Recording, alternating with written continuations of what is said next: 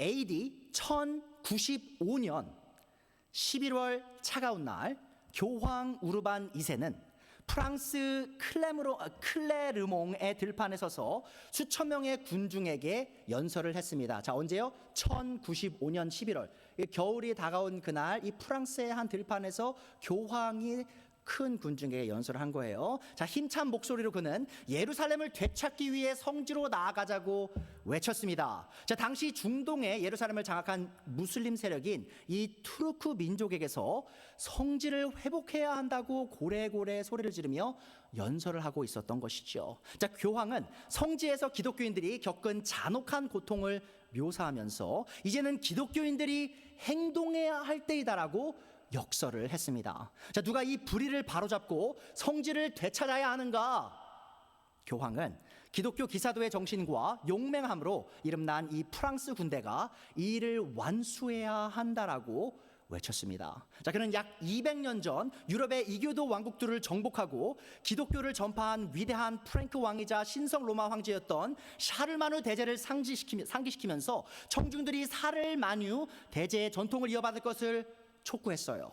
자, 우르반 2세 교황은 교회가 예수님이 묻히셨다가 부활하신 곳으로 믿어졌던 이 거룩한 무덤이라 불렸던 교회 터를 되찾는 것이 하나님의 뜻이라 하면서 열변을 토했고요. 또한 프랑스 군인들에게 하나님의 왕국을 위한 거룩한 사명을 부여했습니다. 자, 지금까지 제가 무슨 얘기 한 걸까요? 지금까지 저는 유럽의 1차 십자군 전쟁이 어떻게 시작되었는지를 여러분에게 설명드린 것입니다. 역사는 이 1차 십자군 전쟁이 1096년, 자, 아까 그 연설이 언제 있었어요? 1095년이었죠, 겨울. 자, 그리고 그 다음 해인 1096년에 시작되어서 1099년에 예루살렘의 점령과 함께 승리로 끝났다고 기억합니다. 십자군 1차 전쟁은요 사실 성공이었어요. 한 3년간의 전쟁이 시작됐고 실제로 이 유럽 군인들이요 예루살렘을 정복합니다. 자, 예루살렘 땅에서 무슬림들을 쫓아낸 십자군은 같은 땅에 예루살렘 왕국이라고 불린 기독교 국가를 건설합니다. 자, 여기까지 보면 오, 하나님 뜻이었나 보다, 우와, 하나님께서 이루셨나 보다 생각할 수 있어요. 자, 그렇다면 이 기독교 국가는 얼마나 지속됐을까요? 자, 100년이 채 지나기 전인 1187년 예루살렘 왕국은 이슬람 군대에 의해 함락되고 처절하게 패망합니다. 자, 그 후 유럽의 군대들은 1272년까지, 자, 그러니까 거의 100년 가까운 시간을요 예루살렘을 되찾기 위해 총 8번의 십자군 전쟁을 더 일으켜요. 자, 근데 그 중에 몇 번도 성공했는지 아십니까? 예루살렘 정복하는 것? 단 한 번도 성공하지 못합니다. 수많은 사람들이 그 전쟁 속에 죽었고요, 엄청난 돈이 그 안에 들어갔는데 단 한 번도 예루살렘을 되찾지 못했던 전쟁들이 바로 십자군 전쟁들이었습니다. 자, 그리스도인인 우리는 이 유럽의 십자군 군대의 패배와 실패를 어떻게 이해해야 할까요? 자, 1095년 11월 이 교황 우르반 2세의 연설과 같이 십자군 전쟁은 하나님께서 자신의 백성인 교회에게 명령하신 영적 전쟁이었을까요? 자, 과연 예수님의 이름으로 십자가기를 높이 들고 출정한 이 십자군의 패배와 실패는 하나님의 왕국의 패배와 실패였을까요? 자, 1000년이 지난 21세기를 살아가는 우리는 이 십자군 전쟁의 시작과 끝을 이미 잘 알고 있어요. 자, 그리고 우리 모두는요 이 십자군 전쟁들이 아무런 명분도 의미도 없는, 애초에 시작조차 하지 말았어야 할 전쟁임을 잘 알고 있습니다. 이 십자군 전쟁은 하나님의 뜻도 아니었고요, 되려 하나님과 기독교의 이름을 먹칠을 한 아주 어리석은 전쟁이었습니다. 지금까지도 사람들이 십자군 전쟁을 얘기하면서 저 기독교인들 저 미쳐가지고 세상 왕국에 하나님 왕국 들여온다고 아주 헛짓거리하고 있다라고 욕먹게 만든 이유가 바로 십자군 전쟁이라는 것이죠. 자, 그리고 이 전쟁은 하나님의 왕국과 세상의 왕국의 경계선을 오해한 어리석은 종교 지도자들에 의해 야기된 아주 큰 실책이었던 것입니다. 자, 그렇다면 이 하나님의 왕국과 세상의 왕국의 경계를 오해하는 그리스도인들은 우리 기독교 안에 더 이상 존재하지 않을까요? 십자군 전쟁이 다 끝났죠. 한 800년 전에 끝났어요.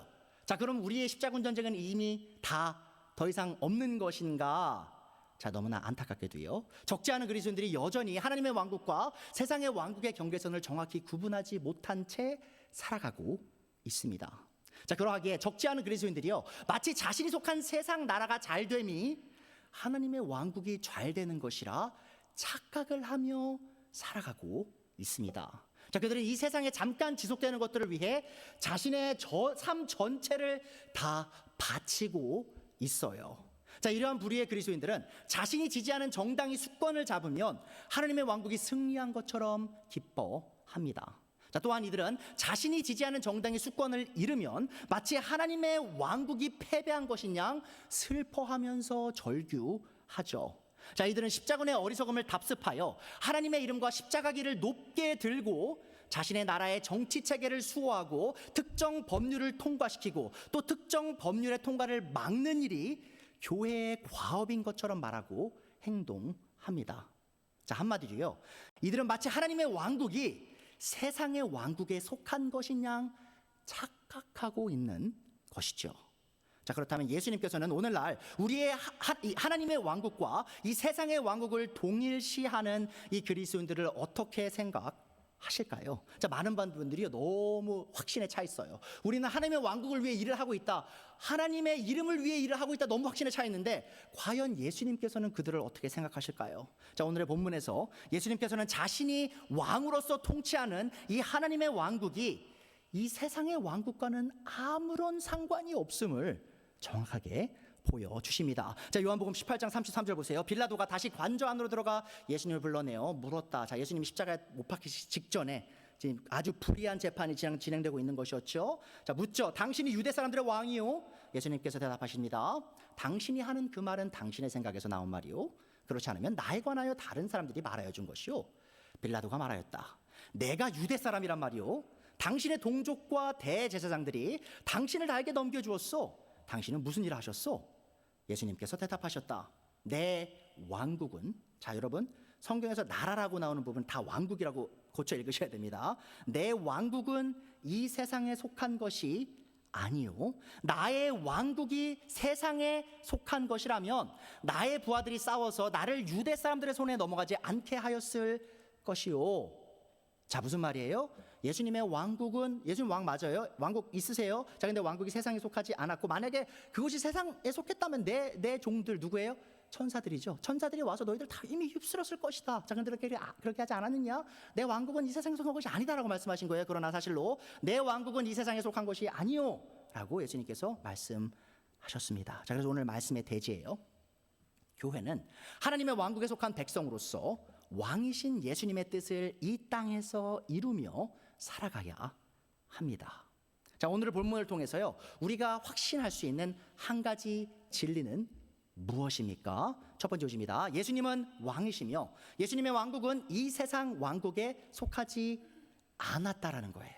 자, 오늘의 본문에서 빌라도는 예수님이 유대 사람들의 왕이냐고 물었습니다. 자, 예수님 당연히 왕이시죠. 자, 그런데 예 아니오로 대답하지 않으시고 간접적으로 그렇다라는 은연중에 말씀을 하시죠. 자, 그리고 예수님께서는 빌라도에게 자신이 유대인들의 왕일 뿐만 아니라 또 다른 왕국, 그러니까 눈에 보이는 유대인 왕국뿐만 아니라 또 다른 왕국의 왕임을 직접적으로 말씀하십니다. 자, 요한복음 18장 36절 다시 보세요.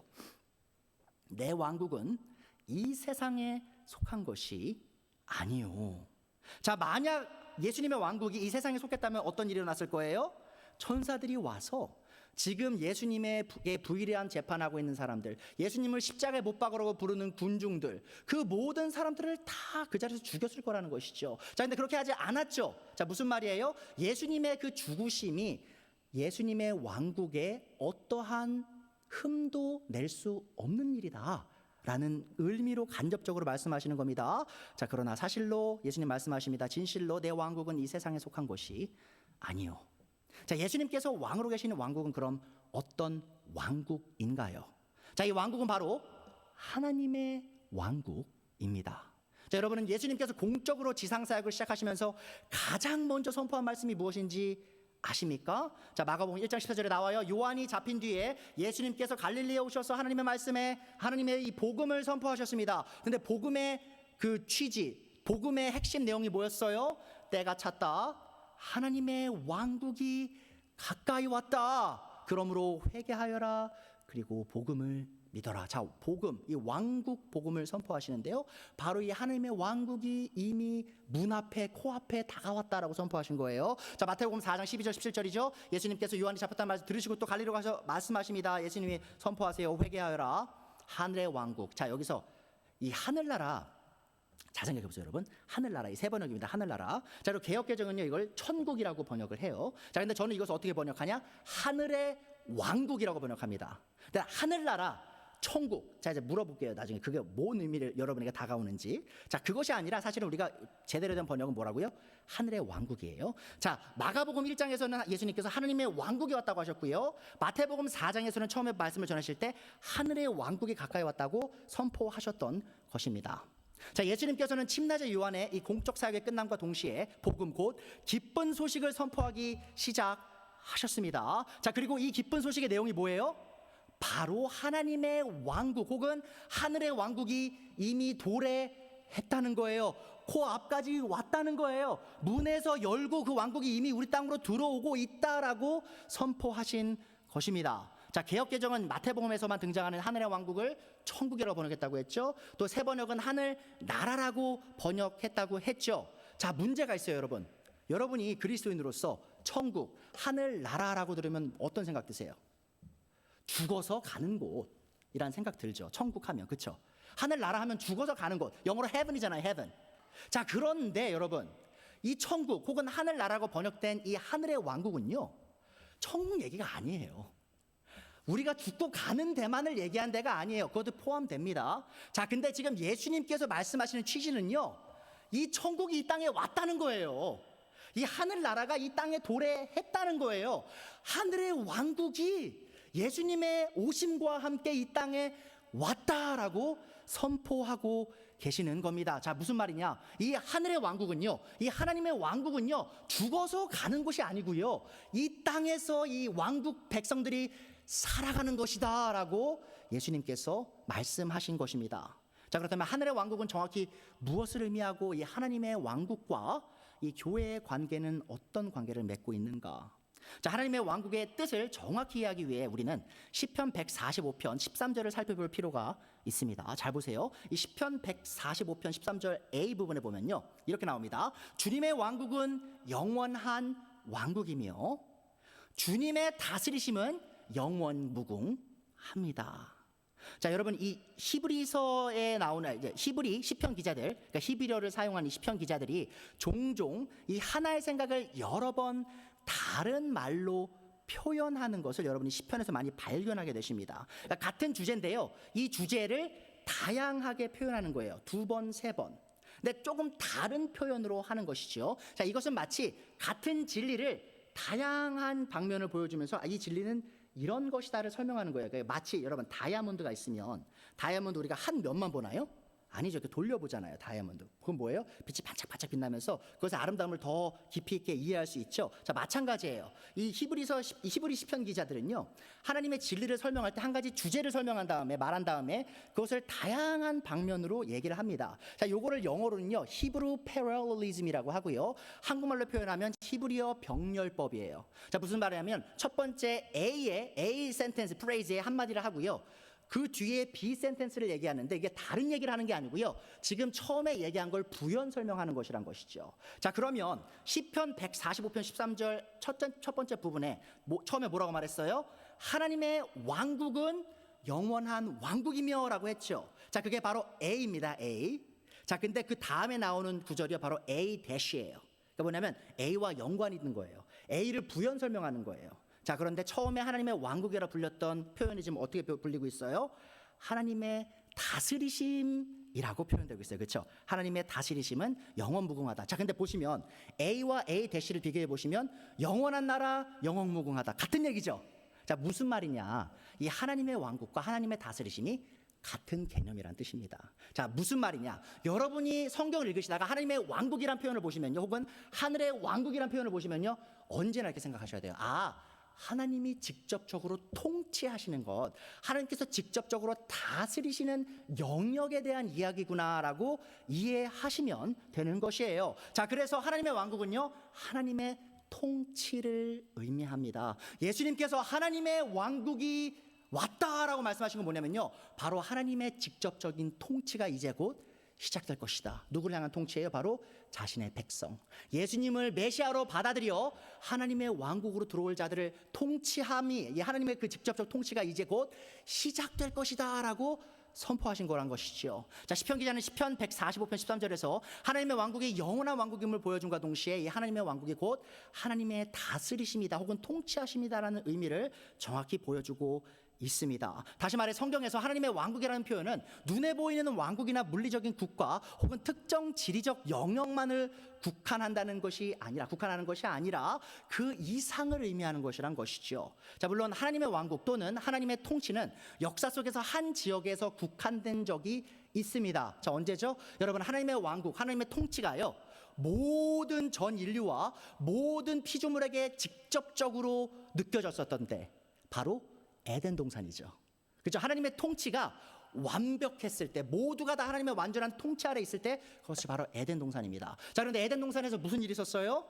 죄가 일어났죠. 자, 그것에 대한 의미가 뭐냐면 바로 하나님이 인류를 향한 직접 통치에 문제가 생긴 거예요.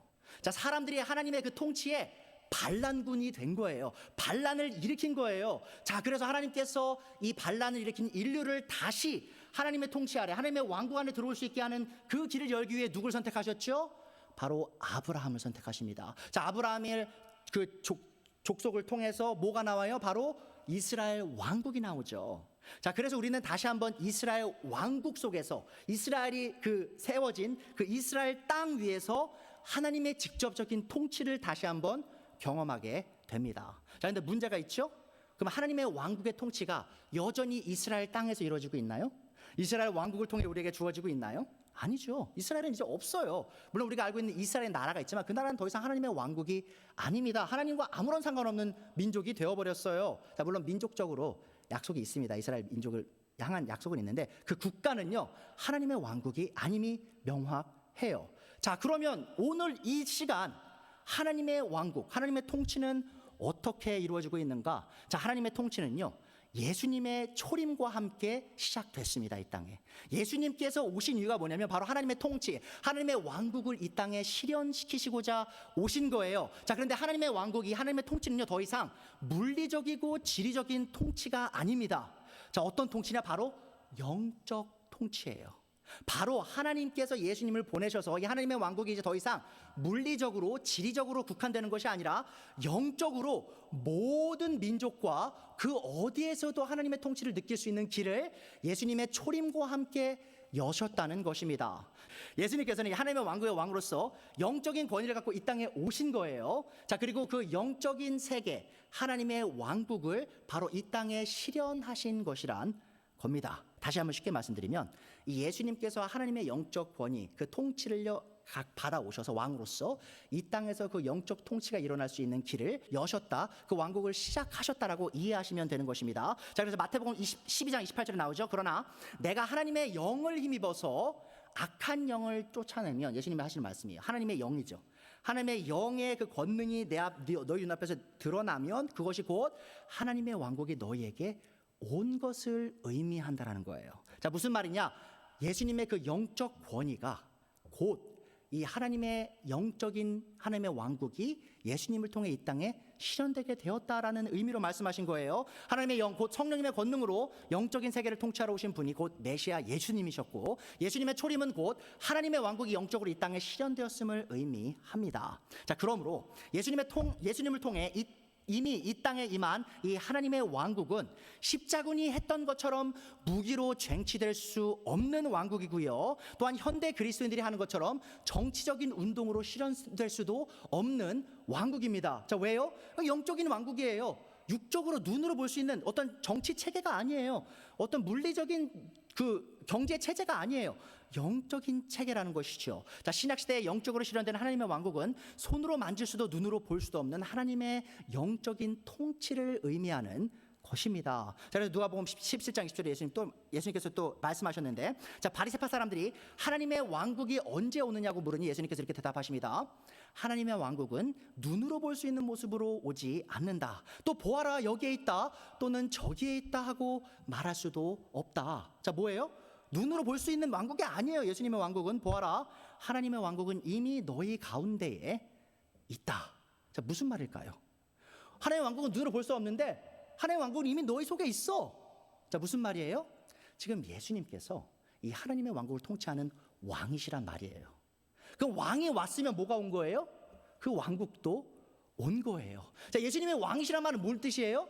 예수님이 통치하신다는 뜻이에요. 예수님의 통치가, 영적 통치가 이미 예수님의 초림과 함께 이 땅에 시작되었다라고 예수님께서 지금 말씀하고 계신 겁니다. 자, 하나님의 왕국의 왕이신 메시아 예수님께서 유대인들과 함께 계셨고, 이 말은 곧 그들 가운데 하나님의 왕국이 영적으로 이미 임했음을 의미합니다. 자, 그러나 이 당시 유대인들은 여전히 하나님의 왕국이 눈으로 보이고 지리적으로 관찰될 수 있는 왕국이라 착각하고 있었어요. 자, 그래서 예수님이 그들을 일깨워주고자 하나님의 왕국은 눈으로 볼 수 있는 것이 아니다라고 말씀하셨던 것이죠. 자, 예수님과 함께 임한 하나님의 왕국의 참된 의미를 그들은 깨닫지 못했던 것입니다. 자, 유대인들의 무지는 10세기경 이 십자군들의 무지와 같은 종류였어요. 그렇죠? 십자군 전쟁 왜 일어났어요?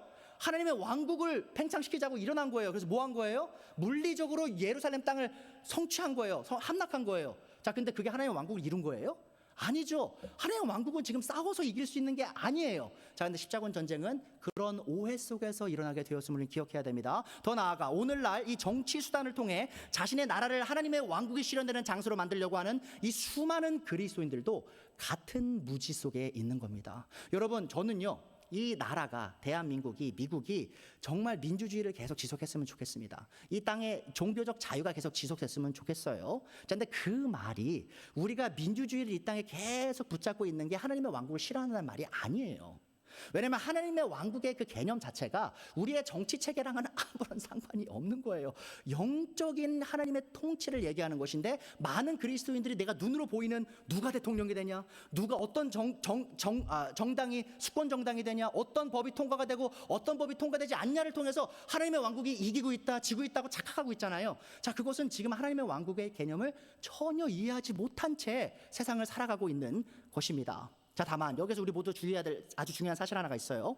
예수님의 초림과 함께 하나님의 왕국이 이 땅에 영적으로 실현됐다는 말이 하나님의 왕국의 모든 면이 이 땅에 이미 다 실현됐다는 말은 아닙니다. 자, 여러분 오해하지 마세요. 그러니까 하나님의 왕국이요, 예수님의 초림과 함께 왔는데 에덴 동산에서 하나님의 왕국이 실현된 것처럼 우리 눈으로 지금 다 볼 수 있게 온 것은 아니라고 했죠. 자, 근데 우리가 기억해야 될 게 뭐냐? 바로 미래예요. 에덴 동산에서 하나님의 그 왕국이, 하나님의 통치가 완벽히 이루어졌던 것처럼 이 땅에 에덴 동산 이상으로 하나님의 통치가 완전히 이루어질 날이 실제로 온다는 겁니다. 자, 물질적으로요, 눈으로 볼 수 있는 하나님의 통치의 날이 온다는 거예요.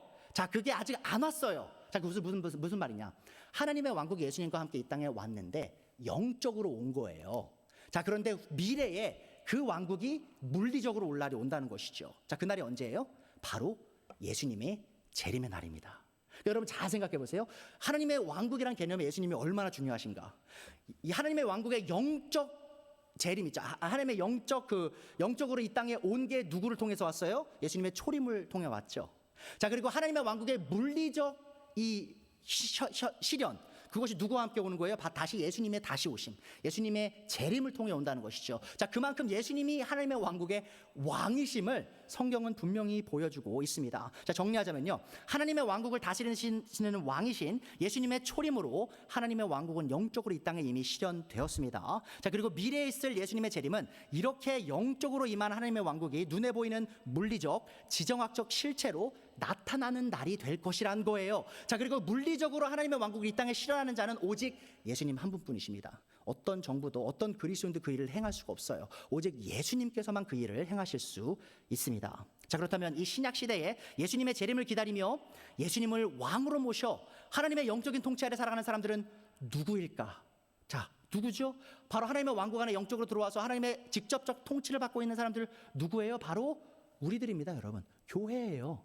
교회가 바로 하나님의 영적 통치 아래 이미 들어온 그 백성, 하나님의 왕국 백성이라는 말입니다. 자, 그래서 두 번째 요지예요. 예수님을 왕으로 모셔 하나님의 왕국에 속한 교회는 이 세상 왕국에 속하지 않았습니다. 자, 요한복음 18장에서 빌라도에게 자신의 왕국이 이 세상에 속하지 않았다고 말씀하신 예수님께서는 같은 복음서에서 자신의 왕국에 속한 자신의 제자들도 이 세상에 속하지 않았다고 반복해서 말씀하십니다. 자, 요한복음 15장 18절 19절 보세요. 세상이 너희를 미워하거든 세상이 너희보다 먼저 나를 미워하였다는 것을 알아라. 너희가 세상에 속하여 있다면 세상이 너희를 자기 것으로 여겨 사랑할 것이다. 자, 세상이 예수님의 제자들을 미워한대요. 자, 왜 그렇죠? 그러나 너희는 세상에 속하지 않았고 오히려 내가 너희를 세상에서 가려 뽑아냈으므로 세상이 너희를 미워하는 것이다. 자, 요한복음 18장에서 예수님 뭐라고 말씀하셨어요? 내 왕국이 이 세상에 속하지 않았다. 자, 그리고 지금 뭐라고 말씀하세요? 내 제자들도 이 세상에 속하지 않았다라고 말씀하세요. 자, 하나님의 왕국의 왕이신 메시아 예수님께서 이 땅에 오셨다는 이 복음을 믿고 예수님의 제자가 된 모든 사람들은요, 이 세상과 분리되어져서 이제 하나님의 왕국으로 들어오게 된 것이에요. 자, 그러므로 복음을 믿어 예수님의 제자가 되고 예수님의 몸인 교회에 속하게 된 우리 모두는 더 이상 이 세상에 속한 사람들이 아니란 말입니다. 자, 이 말은 곧 우리가 세상 밖에서 살아간다는 말은 아니에요. 그렇죠? 이미 우리는 세상 안에 있어요. 자, 근데 이 말은 뭐냐? 바로 우리는 더 이상 세상에 속하지 않았다는 거예요. 우리의 그 고향이 더 이상 이 세상이 아니라는 말입니다. 세상 안에 살지만 세상에 속하지 않은 자들, 그것이 바로 하나님의 왕국 안에 들어온 교회, 하나님의 왕국 백성들이라는 것이죠. 자, 요한복음 10장 11절, 14절, 10에서 16절까지 예수님 또 말씀하십니다. 나는 이제 더 이상 이 세상에 있지 않으나 그들, 예수님의 제자들, 이 왕국 백성이 된 그들은 세상에 있습니다. 그렇죠? 세상에 있어요. 우리는 여전히 세상에 살아가요. 14절, 나는 그들에게 아버지의 말씀을 주었고 세상은 그들을 미워하였습니다. 자, 그것은 내가 세상에 속하여 있지 않은 것과 같이 그들도 세상에 속하여 있지 않기 때문입니다. 그러니까 여러분, 우리가 세상 안에 있지만 세상에 속해 있지 않았다라고 예수님이 계속 반복해서 말씀하시는 거예요. 내가 아버지께 비는 것은 그들을 세상에서 데려가시는 것이 아니라 악한 자에게서 그것을 지켜주시는 것입니다. 여러분, 사이드 노트인데요. 이래서 이 수도원들 있죠. 다 비성경적인 겁니다. 수도원의 개념이 뭐예요? 세상과 분리돼야 된다는 거죠. 세상에 살면 안 된다는 거잖아요. 아주 비성경적인 거예요. 여러분, 기도원 이런 거 좋은 거 아닙니다. 하나님께서는요, 우리가 세상 속에 살길 바라세요. 자, 근데 어떤 정체성을 갖고 살길 바라세요? 세상 안에 살지만 세상에 속하지 않은 정체성을 갖고 살길 바라시는 거죠. 16절, 내가 세상에 속하지 않은 것과 같이 그들도 세상에 속하지 않았습니다. 자, 예수님께서 하시는 기도는 이거예요. 우리가 세상 안에 있기에 많은 위험이 도사리고 있으니 하나님, 제가 기도하는 바는 그들을 세상에서 건지는 게 아니라 세상 안에 여전히 살아가지만 그들이 하나님의 백성으로서 하나님의 백성 안에서 그 왕국 안에서의 그 삶을 계속해서 살아가게 하시고 그들을 악한 자에게서 지켜주십시오라고 지금 기도하고 계신 것이란 것이죠. 자, 하나님 아버지께서는 예수님을 자신의 왕국의 왕으로서 이 땅에 보내셨고 예수님께서 이루신 이 십자가의 복음을 믿는 모든 자들은 이 세상의 왕국에서 건져져서 이 하나님의 아들의 왕국으로 이미 옮겨지게 된 것입니다. 자, 그래서 골로새서 1장 13절에 이렇게 얘기해요. 아버지께서 우리를 암흑의 권세에서 건져내셔서, 자, 아까 제가 왕국의 통치라는 개념이라고 했죠. 암흑의 통치란 뜻이에요. 암흑의 통치. 그러니까 암흑의 왕국에서 우리를 건져내셔서 자기의 사랑하는 아들의 왕국으로 옮기셨습니다. 여러분, 지금 이게 미래형인가요? 하나님께서 우리를 예수님의 왕국으로 미래에 옮기실 거란 약속이에요? 아니에요, 여러분. 이거 영어로 이제 그리스어로 에로스트라고 하는데요. 이미 과거에 일어난 사실에 대해서 얘기하는 겁니다. 자, 그런데 이 왕국에 지금 누가 들어가 있는 거예요? 14절. 우리는 그 아들 안에서 구속 곧 죄의 사함을 받았습니다. 여러분, 예수님의 피를 통해 죄의 용서를 받은 모든 백성이요, 이미 예수님의 왕국, 하나님의 왕국 안에는 들어와 있다라고 성경은 가르친다는 것이죠. 자, 성경적으로 교회인 우리의 정체성은 그럼 무엇입니까? 자, 우리는 복음의 진리를 통해 예수님께서 우리의 왕이심을 인정한 사람들이고요, 그로 인해 하나님의 직접적인 통치 안에 들어온 사람들입니다. 자, 그러하기에 우리는 더 이상 이 세상에 속한 사람들이 아니며 하나님의 왕국에 속한 천국 시민이라는 거죠. 여러분, 제가 말하는 천국은요, 오해하시면 안 돼요. 미래의 천국 갈 사람들이라는 의미라기보다는 이 천국의 삶을, 하늘의 삶을 이 땅에서 이미 살아가는 사람이다라는 뜻이에요. 자, 그러하기에 우리는 이 땅에 속한 것들에 우리의 마음을 두어서는 안 되고 이 땅에서 영원하여 하늘에 속한 것들을 생각하면서 살아가야 하는 것입니다. 그래서 바울이 빌립보서 3장 18절에서 20절에서 이렇게 말하는 겁니다. 내가 여러분에게 여러 번 말하였고 지금도 눈물을 흘리면서 말하지만 그리스도의 십자가의 원수로 살아가는 사람들이 많이 있습니다. 여러분, 지금 바울 사도가요, 십자가의 원수라고 말하는 사람들이요, 비그리스도인들을 말하는 게 아니에요. 교회 밖에 있는 사람들을 말하는 게 아니에요. 많은 사람들이 교회 안에서 내가 하나님을 위해 산다, 십자가를 위해 산다라고 말하는데 그들의 정체성은 십자가의 원수인 사람들이 있다는 거예요. 자, 보죠. 19절 보세요. 그들의 마지막은 멸망입니다. 자, 그들이 왜 뭐가 문제냐? 교회 안에 있어요. 스스로 그리스도인이라고 불러요. 스스로 십자가의 복음을 선포한다고 얘기해요. 하지만 그들은 자기 배를 자기네 하나님으로 삼아요. 무슨 뜻이냐? 내 배 채우는 게 먼저라는 거예요. 내 욕망을 채우는 게 먼저라는 거예요. 또한 자기네 수치를 영광으로 삼아요. 더 나아가 땅의 것만을 생각해요. 근데 여러분, 이 정치에 목숨 건 그리스도인들이 있죠. 정책에 목숨 건 그리스도인들. 저는 그분들이 굉장히 안타까운데요. 그 이유가 뭐냐면 그분들이 철저하게 이 땅에 있는 것들을 생각하기 때문이에요. 자, 근데 지금 그리스도인이 그렇게 살아야 된다고 말합니까? 하늘의 왕국에 속한 교회가 그렇게 살아야 된다고 말합니까? 아니죠. 20절. 그러나 우리의 시민권은 하늘에 있습니다. 우리의 시민권, 우리의 정부, 우리의 연방국가는요, 이 땅이 아니에요. 바로 하늘이에요. 하나님이 통치하시는 그곳이에요. 자, 그곳으로부터 우리는 구주로 오실 주 예수 그리스도를 기다리고 있습니다. 자, 시민권이라고 번역된 그리스어 단어 폴리테우마는요, 이 정부 혹은 연방국가라고 번역될 수 있습니다. 자, 무슨 말이냐? 우리가 여러분들 이제 미국 시민권자의 분들 계시죠? 저는 아직 대한민국 시민입니다. 자, 저희가 우리 시민이 다 나라가 있어요. 이제 바울 사도가 뭐라고 얘기하는 거냐면 당신들 다 시민권자인 거 안다. 특정 나라의 시민권자인 거 아는데 당신들의 진짜 정체성은 미국인이 아니다. 당신들의 진짜 정체성은 한국인이 아니다라고 얘기하는 거예요. 뭐예요? 우리의 진짜 정체성은 뭐예요? 바로 하나님의 왕국 시민이라는 거예요. 천국에 속한 시민들이라고 얘기하는 겁니다. 자, 이 말은 곧 예수 그리스도를 왕으로 모셔 하나님의 왕국에 들어온 교회는 이제 하나님께서 통치하시는 이 하늘의 왕국에 속한 시민으로서 살아가는 사람들이지 이 땅에 속한 것들에만 얽매여 살아가는 사람들이 아니라는 의미입니다. 자, 우리의 시민권이 하늘에 속했다는 말과 예수님의 다시 오심을 기다린다는 말이 단순히 우리가 미래에 이 땅에 이루어질 하나님의 왕국만을 기다리며 이 땅에서 아무것도 하지 않는다는 말이 아님을 기억해 주세요. 자, 하나님의 왕국의 시민권자로서 예수님의 재림을 기다리며 살아가는 삶은요, 예수님의 재림의 날까지 예수님의 뜻을 이 땅에서 이루면서 살아가는 삶을 의미하기 때문입니다. 자, 무슨 말이에요? 천국 시민으로 이 땅에 살아간다는 말은요, 그냥 예수님 오실 날만 아무것도 안 하고 기다리는 말이 아니에요. 천국 시민으로서 이 땅에 살아가는 삶은요, 바로 오늘 이 땅에서 우리가 있는 그곳에서 하나님 우리의 왕이신 예수님의 그 뜻을 이루어 나가면서 사는 삶을 의미하는 것입니다. 그래서 오늘 마지막 요지예요. 예수님을 왕으로 모신 하나님의 왕국 백성인 교회는 예수님의 뜻을 이 땅에서 이루며 살아가야만 합니다. 그러니까 여러분과 제가 왕국 시민이죠. 이제 이해하셨겠죠? 이제 하시죠? 천국 시민이 뭘 의미하는 것인지. 자, 그 말은 뭐냐면 우리가 이 땅에서 교회로서 하나님의 왕국에 속한 교회로서 우리의 왕이신 예수님의 뜻을 매일매일 실현해 나가야 된다는 거예요. 자, 제가 설교를 시작할 때 저는 10세기경 유럽에서 시작된 십자군 전쟁 운동에 대해 얘기했었습니다. 자, 10세기에 살아가던 이 유럽의 그리스도인들은 대체 왜 이런 어리석은 결정을 하고 어리석은 행동을 했을까요? 자, 그것은 그들을 선동한 성직자들과 정치 지도자들이 성경책을 펴서 그들의 결정이 하나님의 뜻이라고 가르쳤기 때문이에요.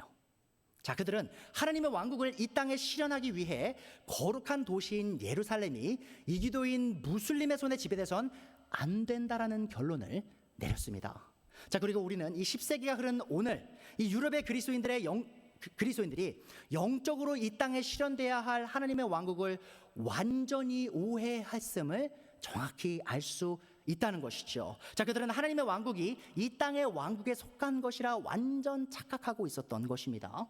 자, 그리고 오늘날 이 21세기를 살아가는 우리들 또한 이 하나님의 왕국이 이 세상에서 눈에 보이게 일어나야 한다라고 착각하고 있는 많은 그리스도인들을 목도하고 있습니다. 자, 물론 이 그리스도인들은 십자가군들과 같이 손에 창과 칼을 쥐고 있진 않아요. 그쵸? 누구 죽이러 가자라고 말하고 있진 않습니다. 자, 그러나 그들은 중세 유럽의 십자군이 그랬던 것처럼 십자가기를 높이 쳐들고요, 자신의 나라의 정치와 법과 사회를 개혁하는 것이 곧 하나님의 왕국을 이 땅에 실현하는 것이라 처절하게 철저하게 착각하고 있습니다. 자, 저는 교회가 정치와 사회에 선한 영향력을 끼치는 것에는 아무런 문제가 없다고 생각해요. 저는 또한 그리스도인들이 정치에 깊게 관여하는 것, 참여하는 것 자체도 아무 문제가 없다고 생각합니다. 자, 무슨 말이냐면, 여러분 특정 정당 지지하고 싶으면 하세요. 그 정당의 그 당원이 되고 싶으면 하세요. 특정 정치인에게 후원금 보내고 싶으면 하세요. 하셔도 됩니다. 자, 여러분이 시민으로서 투표 열심히 하셔야 됩니다. 여러분이 시민으로서 이 나라의 시민으로서 의무를 다 하셔야 한다는 것이죠. 자, 그런데 문제가 어디서 생기냐? 이 심각한 문제는 그리스도인들의 정치 참여가 교회라는 이름으로 이 땅에 하나님의 왕국을 실현하려 할 때 발생하는 것입니다. 그러니까 저는요, 이번에 제가 좀 이따 얘기는 하겠지만, 지난달에 있었던 이 포괄적 차별금지법 관련된 집회가 있었죠. 10월 27일 날. 자, 그때 많은 포스터들이 난립을 했어요. 자, 근데 그 많은 포스터 중에 한 포스터가 제 주목을 끌었는데 뭐였냐면, 대한민국을 다시 청정국가로, 이런 표현이었어요. 대한민국을 청정국가로 만들어야 된다. 교회에서, 교회 이름으로, 기독교의 이름으로 대한민국을 죄가 없는 청정국가로 만들어야 된다. 자, 근데 제가 여러분들 잘 생각하셔야 되는 게, 지금 이러한 생각들이요, 어떤 것을 우리에게 암시하는 것이냐? 수많은 기독교인들이요, 여전히 이렇게 생각하고 있는 거예요. 대한민국 정치 체제를 바르게 이끌면, 혹은 사회 법률들을 바르게 세우면 그것이 곧 이 나라가 하나님의 나라로서 설 수 있다라고 착각하고 있는 데서 그러한 슬로건이 나오고 있는 것입니다. 자, 이 포괄적 차별금지법 악법인가요? 그렇죠. 여러분, 저는요, 포괄적 차별금지법을 정말 싫어하는 사람입니다. 저는 이 법이 통과되지 않길 바라고요, 기도하는 사람이에요. 자, 그런데 그 법이 통과되면 하나님의 왕국에 실패하는 것이고, 혹은 그 법이 통과되지 않게 우리가 막으면 하나님의 왕국이 성공하는 것이다.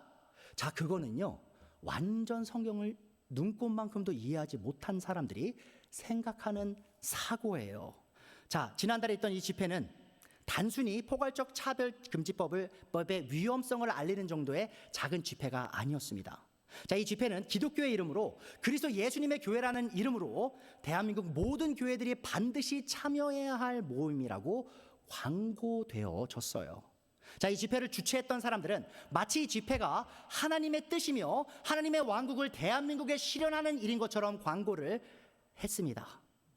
자, 그들은 마치 이 포괄적 차별금지법이 통과되면 대한민국 기독교가 망하게 될 것이라는 메시지를 내면서, 하나님을 바르게 믿는 모든 성도들은 이 모임에 반드시 참석해야 한다고 얘기했어요. 심지어 그들 포스터, 메인 포스터에 뭐라고 써 있는지 아십니까? 아직 바알에게 무릎 꿇지 않는 사람들은 다 나와서 이 모임에 참석해야 된다라고 얘기했어요. 여러분, 무슨 말이에요? 그 모임에 참석 안 하면 여러분은 바알에게 무릎 꿇은 기독교인이 되는 거예요. 여러분은 하나님의 왕국 밖에 있는 사람이 되는 거예요. 여러분은 우상 숭배자가 되는 거예요. 그들이 생각대로 우리가 안 움직여주면 우리는 하나님의 왕국의 밖에 있는 사람이다라고 그들은 얘기했던 것이죠. 자, 이 모임에 참석해야 한다고 목이 터져라 외쳤던 목사들은 하나같이 성경을 펴고 하나님과 예수님의 이름을 사용하면서 포괄적 차별금지법의 통과를 막는 것이 하나님의 뜻이며 대한민국을 살리는 길이다라고 역설했습니다. 자, 여러분, 오해하실 수 있어서 다시 한번 강조할게요. 저는 포괄적 차별금지법을 싫어합니다. 그것이 악법이라고 생각해요. 그 법이 통과되면 안 된다라고 생각하는 사람이에요. 자, 다만 저는 이 교회를 향한 하나님의 뜻이 포괄적 차별금지법을 막는 것이라고 생각하지는 않습니다. 그러니까 교회의 과업이요, 한 특정 법률을 막는 게 아니라고 저는 확신한다는 것이죠. 여러분, 우리의 왕이신 예수님께서 교회인 우리에게 주신 과업이요, 세상을 윤리적으로 성적으로 깨끗하게 만드는 것이 아님을 기억해 주세요. 여러분, 교회는요, 이 하나님의 왕국에 들어온 교회는 세상을 깨끗하게 하기 위해 존재하는 그 집단이 아닙니다. 자, 예수님을 왕으로 모셔서 하나님의 왕국 백성이 된 우리는 예수님의 뜻을 이 땅에 실현해야 되는 거예요. 자, 그리고 교회를 통해 하나님의 왕국을 이 땅에 실현하시는 예수님의 뜻은 교회가 대규모 집회를 통해 세상법을 바꾸고 특정 정치 체제를 수호하는 것이 아닙니다. 교회를 향한 예수님의 뜻은 하나님의 왕국 밖에 있는 세상을 거룩하게 만드는 것이 아니라 하나님의 왕국 안에 있는 교회가 스스로를 거룩하게 지켜나가는 것이에요. 예수님께서 내 왕국은 세상에 속하지 않았다라고 말씀하신 게 무슨 뜻인지 아세요? 이 세상의 왕국과 내 왕국에 정확한 구분점이 있다는 거예요. 그 안과 박이 아주 정확하게 나뉜다는 거예요. 자, 그런데 지금 대한민국 기독교가 전반적으로 지금 어떤 방향으로 가고 있냐? 하나님의 왕국과 세상의 왕국의 경계성이 허물어진 거예요. 그래서 대한민국을 성적으로 깨끗하게 유지하는 것이 곧 하나님의 왕국에 실현하는 것인 것처럼 많은 사람들이 가르치고 있는 것입니다. 자, 그럼 여러분, 교회를 향한, 하나님의 왕국에 들어온 교회를 향한 하나님의 뜻은 뭡니까? 데살로니가전서 4장 3절 보세요. 하나님의 뜻은 여러분이 성결하게 되는 것입니다. 뭔 뜻이에요? 여러분 여기 누구예요? 교회 안에 있는 하나님의 왕국에 들어온 왕국 백성들이 거룩하게 살아가는 것이 하나님의 뜻이에요. 여러분은 음행을 멀리해야 합니다. 특히 성적인 죄에 있어서 아주 심각하게 여겨라라고 얘기하시는 거죠. 그게 하나님의 뜻입니다. 자, 바울 사도가 세운 이 고린도 교회 안에는 그런데 이 일이 일어나지 않았어요. 무슨 말이냐? 이 고린도 교회는요, 하나님의 뜻이 일어나지 않고 있었어요. 쉽게 말해서 고린도 교회에 아주 성적으로 문란한 일들이 일어나고 있었습니다. 그리고 고린도 교회 안에 한 성도는요, 입에 담기도 힘든 성적인 죄를 짓고 있었어요. 자, 그가 자신의 stepmother, 그러니까는 아버지의 아내와 성관계를 지속하고 있던 상황이었는데, 자, 그런데 그 교회 내 그 누구도 그 문제에 대해서 심각하게 여기지 않았고요. 오히려 히덕거리면서 그 문제를 농담 따먹기식으로 생각하고 있었던 것이죠. 자, 그래서 고린도 교회 내에 있던 이 심각한 문제에 대해서 바울은 이렇게 설명합니다. 자, 고린도전서 5장 9절에 13절 보세요. 내 편지에서 음행하는 사람과 사귀지 말라고 여러분에게 썼습니다. 자, 그 말은 이 세상에 음행하는 사람들이나 탐욕을 부리는 사람들이나 약탈하는 사람들이나 우상을 숭배하는 사람들과 전혀 사귀지 말라는 뜻이 아닙니다. 그러려면 여러분은 이 세상 밖으로 나가야 할 것입니다. 여러분 잘 보세요. 바울 사도가 이런 성적으로 더러운 사람과 사귀지 말라는 말이 곧 세상에서 성적인 죄를 짓는 사람과 사귀지 말라는 말이 아니었다는 거예요. 바로 세상 밖에 있는 사람과 교회 안에 있는 사람을 지금 구분을 하고 있는 거예요. 11절. 그러나 이제 내가 여러분에게 사귀지 말라고 쓰는 것은 신도라 하는 어떤 사람이, 예수님을 믿는다고 하는 사람이, 하나님의 왕국 백성이라고 스스로 말하는 사람이 음행하는 사람이거나 탐욕을 부리는 사람이거나 우상을 숭배하는 사람이거나 사람을 중상하는 사람이거나 술 취하는 사람이거나 약탈하는 사람이면 그 사람과는 함께 먹지도 말라는 거예요.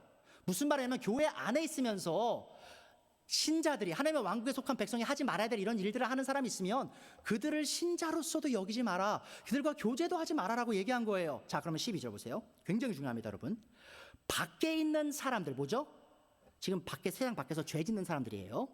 그 사람들을 심판하는 것이 나에게 무슨 상관이 있습니까? 여러분, 바울은 사도예요. 무슨 말이에요? 이방인들을 향한 권위를 갖고 있던 사람이에요. 자, 그런데 그가 뭐라고 얘기해요?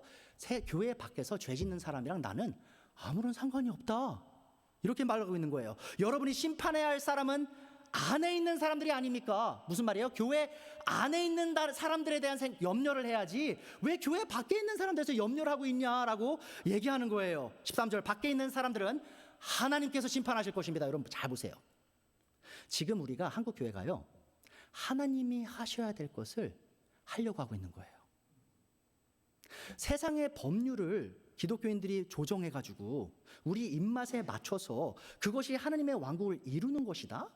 어불성설이라는 것이죠. 여러분, 세상 밖의 일은요, 교회가 다룰 수 있는 문제가 아니에요. 하나님은 교회에게 그런 권위를 주지 않으셨어요. 지금 그런데 많은 그리스도인들이 하나님이 심판하실 그 일을 자기가 하려고 하고 있어요.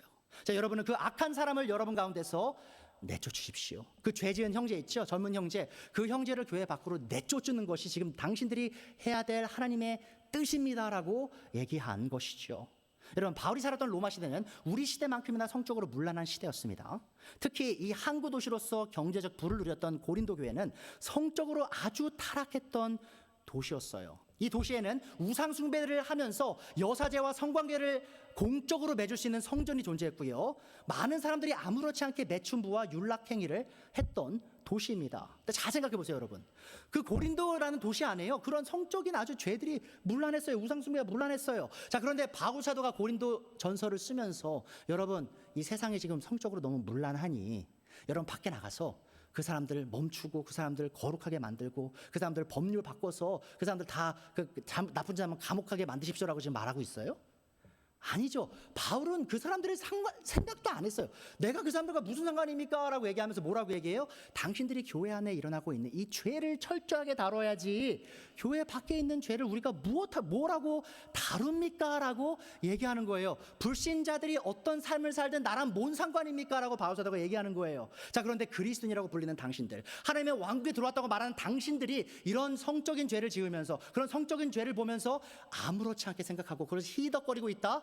나는 그거에 대해서 말을 해야 되겠습니다. 나는 당신들을 꾸짖어야 되고, 당신들은 지금 당장 그 사람을 교회 밖으로 내버려서 이 교회를 거룩하게 지켜나가야 합니다라고 바울은 얘기했다는 것이죠. 이 고린도 교회를 향한 하나님의 뜻은 문란한 고린도 도시를 거룩하게 만드는 것이 아니라 교회 내에 있는 부도덕한 죄를 몰아내고 고린도 교회를 거룩하게 지키는 것이었다라고 바울은 얘기하고 있는 거예요.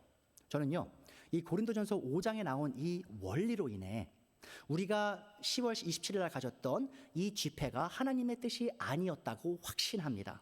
여러분, 저는 확신해요. 이건 제 개인 생각이 아니라 이건 정말 잘못한 거예요. 자, 여러분은 이번 집회의 중심축 역할을 했던 예장통합교단이 지난 1년간 저지른 죄에 대해서 알고 계십니까? 이 예장통합교단은 2024년 7월에 교회 내 여성도와 불륜관계가 발각된 김의식 목사를요, 2달 뒤인 9월 달에 총회장으로 추대했습니다. 여러분, 이 교단이요, 그 불륜 스캔들이 있는 걸 알았어요. 7월 달에. 근데 그러함에도 그를 총회장으로 여전히 올렸다는 것이죠.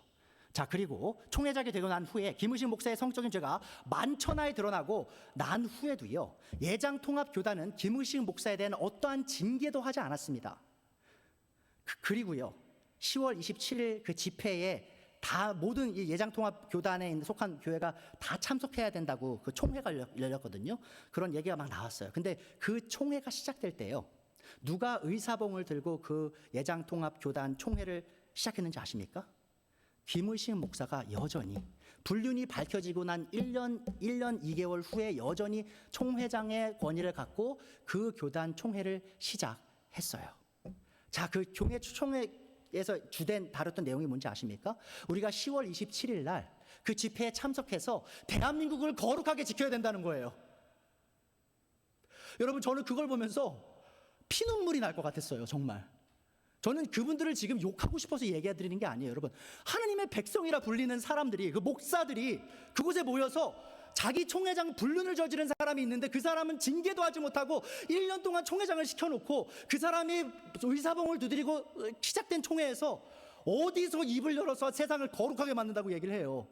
근데 그 총회에서 또 오정현 목사가 왔습니다. 오정현 목사는요, 통합 측 목사도 아니었어요. 합동 측 목사였어요. 근데 그 사람이 와서 뭐라고 했는지 아십니까? 그 교단 목사님들에게, 여러분들 다 같이 오셔서 우리 10월 27일 날 이 참석하셔가지고 우리 한국을 깨끗하게 지켜야 되지 않겠습니까? 호소를 했어요. 근데 여러분, 오정현 목사님은 어떤 분이시죠? 오정현 목사님은 사실 목사하면 안 되는 분이에요. 그분은 석사, 박사 논문을 표절한 분이고요. 표절한 것까지 그러다 쳐요. 근데 그 과정에서 이 언론이 당신의 표절했다라고 얘기했더니 어떻게 했죠? 표절 안 했다고 거짓말했어요. 더 나아가서 내가 표절했으면 나 목회 그만둡니다라고 얘기도 했어요. 자, 그런데 그 모든 것이 다 밝혀지고 난 후에도 여전히 같은 교회에서 목사를 하고 있고요. 오늘날 아주 큰 영향력을 펼치는 목사로 여전히 있고요. 더 나아가서 여러분, 10월 27일 날 그 집회에 공동 대표가 바로 오정현 목사님이었습니다. 그 이름이, 그 모이는 자리에 가장 큰 대표, 제일 높은 대표가 바로 오정현 목사였어요. 자, 여러분 잘 생각해 봅시다. 과연 하나님께서는 10월 27일 광화문에 모인 한국교회들을 어떻게 판단하셨을까요? 교회 내에서뿐만 아니라 세상에까지 알려진 불륜 목사는 징계하지도 않으면서 스스로를 세상의 빛과 소금이라 부르며 대한민국 정치와 사회를 거룩하게 지키겠다고 거리로 나선 수많은 목사들과 교인들을 하나님이 어떻게 생각하셨을까요? 또한 석사와 박사 논문을 표절하고 표절이 밝혀지면 목회직을 내려놓겠다고 공언까지 했던 사람이 실제로 표절이 드러났음에도 여전히 한국에서 강력한 영향력을 미치는 목회자로 활동하고 있으며, 더 나아가 그가 공동대표로 참여한 10월 27일 집회를 보면서 여러분, 하나님 생각뿐만 아니라 세상 사람들이 과연 한국 교회를 뭐라고 생각했을까요? 여러분, 대한민국 대다수의 사람들이요, 오정현 목사가 한 일을 알고 있어요. 김은신 목사가 한 일을 알고 있어요. 자, 그런데 그런 사람들은 징계하지도 않아요. 그런 사람들이 오히려 총회장이에요. 여전히 공동 대표예요. 그 모임에. 세상 사람들이 뭐라고 생각하세요? 와, 저 한국 교회 사람들이 진짜 한국을 위해서 저렇게 열심히 하는구나, 이렇게 생각했어요? 본인들이 더럽고 추악한데 누구를 지금 가르쳐요? 누구를 거룩하게 만든다는 거야라고 생각하지 않겠습니까? 자, 우리의 기독교가 정말 집중해야 될 일이 뭡니까? 하나님께서 스스로를 하나님의 왕국 백성이라 부르는 우리에게 요구하시는 바가 무엇입니까? 자, 우리의 왕이신 예수님께서 우리가 목숨을 바쳐 완수하기를 바라시는 임무는 무엇입니까? 그것은 바로 하나님의 왕국 백성으로서 복음의 진리에 합당하게 살아가는 거예요. 여러분, 하나님께서 왕국 백성에게 요구하시는 건요, 세상을 바꾸는 게 아닙니다. 우리가 하나님의 왕국 안에 들어온 사람으로서 합당하게 사는 것, 그거를 원하세요. 데살로니가전서 2장 12절 보세요. 우리는 여러분을 권면하고 격려하고 경고합니다마는 그것은 여러분을 부르셔서 당신의 왕국과 영광에 이르게 하시는 하나님께 합당하게 살아가게 하려는 것입니다. 여러분, 우리가 하나님의 왕국에 들어온 백성으로서 합당하게 살아갈 때요, 세상은 우리를 바라보게 돼 있습니다. 세상은 알게 돼요. 아, 저 사람들 정말 거룩한 사람들이구나. 저 사람들 말에 귀를 기울여겠구나. 그렇게 되는 거예요. 자, 지금 순서가 바뀌었죠. 우리는 거룩하지도 않아요. 우리 교회 내 문제도 제대로 해결하지도 못해요. 그러면서 세상에 나가서 우리가 너희들 고쳐주겠다라고 얘기하면 예수님이 뭐라고 말씀하셨어요? 네 눈에 있는 들보나 빼라. 남의 눈에 있는 티끌 빼기 전에 네 눈에 있는 들보나 빼라라고 말씀하지 않으시겠습니까? 하나님께서 우리에게 요구하시는 바는 우리의 사회를 하나님의 왕국으로 바꾸는 것이 아닙니다. 그 일은 예수님의 재림의 날에 하나님께서 직접 이루실 일이에요. 예수님을 왕으로 모시고 하나님의 왕국 백성으로서 살아가는 우리는 우리 스스로가 우리를 부르셔서 하나님의 왕국의 영광에 이르게 하신 하나님께 합당하게 살아가고 있는지 우리 자신을 철저히 살펴보는 것이에요. 자, 그리고 만약 우리 안에 죄와 부패가 발견되었을 때 우리는 우리 자신을 먼저 철저하게 심판해야 합니다. 여러분은 하나님의 심판이 어디서부터 시작했는지 아세요? 많은 분들이 착각하세요. 하나님이 세상부터 심판했다고 생각하시죠? 여러분, 아닙니다. 하나님은요, 교회부터 심판하십니다. 베드로전서 4장 17절 보세요. 하나님은 하나님의 집에서부터 심판을 시작할 때가 되었기 때문입니다. 여러분, 하나님의 왕국이 이 땅에 왔다는 의미는요, 우리가 우리 스스로를 심판해야 될 시간이 온 거예요. 그리고 하나님은요, 자신의 왕국을 먼저 철저하게 심판하시는 분입니다. 심판이 우리에게서 먼저 시작되면 하나님의 복음에 순종하지 않는 자들의 마지막이 어떠하겠습니까? 베드로 사도가 하는 말이 뭐냐면, 당신들 하나님의 왕국에 들어온 백성들이지, 그럼 스스로 철저하게 돌아봐라. 세상 사람들 앞에서 너희가 잘못한 거로 인해 핍박받고 고생하면 그게 무슨 덕이 있니? 너희가 거룩하게 살고 너희가 정말 그 안에서 핍박받으면 그를 통해 하나님이 영광 받으시고 그를 통해 너희가 이 왕국을 더 이 세상에게 선포할 수 있는 것이 아니냐라고 말씀하시는 거예요. 자, 하나님의 왕국 백성으로서 우리는 세상을 바꾸려 하기 전에 우리 자신을 먼저 돌아봐야 합니다. 만약 우리가 우리 스스로를 바르게 판단하고 심판한다면 그것은 우리가 하나님의 왕국에 속한 참된 백성임을 증명하는 것이 될 것임을 기억해 주세요. 그러니까 여러분, 그리스도인은요, 스스로 철저하게 자아 비판적인 존재가 되어야 되는 겁니다. 자, 그래야만 우리가 앞으로 다가올 심판을 당하지 않아요. 잘 보세요, 여러분. 왜 우리 자아 비판이 중요하냐? 왜 우리의 자아 회개가 중요하냐? 고린도전서 11장 31절 32절 보세요. 우리가 우리 스스로를 심판하면, 자, 그리스도를 심판하면이라고 번역할 수도 있습니다. 우리가 우리 스스로를 살피고 심판하면 심판을 받지 않을 것입니다. 여러분, 우리가 하나님의 심판 받지 않죠? 그 말이 뭐냐면 하나님의 백성으로서요, 하나님의 왕국 백성으로서 우리가 철저하게 우리를 돌이켜보며 살아가는 사람들이란 뜻이에요. 자, 그것이 바로 하나님의 왕국에 들어가기에 합당한 자로서 살아가는 것입니다. 32절 보세요. 그런데 주님께서 우리를 심판하시고 징계하시는 것은 우리가 세상과 함께 정죄를 받지 않게 하시려는 것입니다. 여러분, 제가 지금 이 통합 측, 예장 통합 측의 이 목사님들에 대해서 말씀드렸잖아요. 제가 그분들을 보면서 단순히 제가 그분들이 꼴 보기 싫고 미워서 이런 말씀을 드리는 게 아니고요. 그분들 중에 혹시 그 속에 있는 분이 이 설교를 듣고 유튜브를 보고 정말 회개할 수 있다면 정말 그랬으면 좋겠어요. 왜냐하면 제가 두려운 건 이겁니다. 하나님께서요, 그분들을 가만히 두지 않으세요. 하나님께서 자기의 집을 먼저 심판하시고요. 잘 보세요. 이 지금 바울 사도가 하는 말의 논리를 한번 생각해 보세요. 주님께서 우리를 심판하시고 징계하시는 것은, 그러니까 우리가 살아있는 동안 하나님의 징계를 받는 거예요. 그러니까 지옥 가는 징계가 아니고요. 이 삶에서 하나님께 우리가 잘못해서 혼나는 거예요. 자, 그런데 그게 왜 중요하냐? 우리가 세상과 함께 정죄를 받지 않게 하시려는 거예요. 무슨 말이냐면 지금 이 땅에서 우리가 하나님 앞에서 교회 안에서 철저하게 우리 죄를 다루지 않으면 결국 어떻게 된다는 얘기예요? 우리가 세상과 같이 멸망하게 된다는 얘기예요. 여러분, 우리는 역사를 통해 이미 알고 있지 않습니까? 제가 말씀드렸죠. 하나님의 왕국이 물리적으로 표현된 곳이 어디라고 했어요? 이스라엘 왕국이라고 했죠. 이스라엘 왕국이 현재 존재합니까? 존재 안 해요. 근데 여러분, 그들이 왜 존재 안 하는지 아세요? 존재 안 하는지 아세요? 지금 한국 기독교가 하는 똑같은 모습을 수천 년 전에 했기 때문이에요. 하나님께서 대원자를 보내고 또 보내고 회개해라 안 하죠. 이방인들 개무시하고요. 어우, 저 더러운 개 같은 사람들. 이방인들 개무시하는데 우리 거룩한 사람들. 근데 하나님께서 뭐라고 하셨는지 아세요?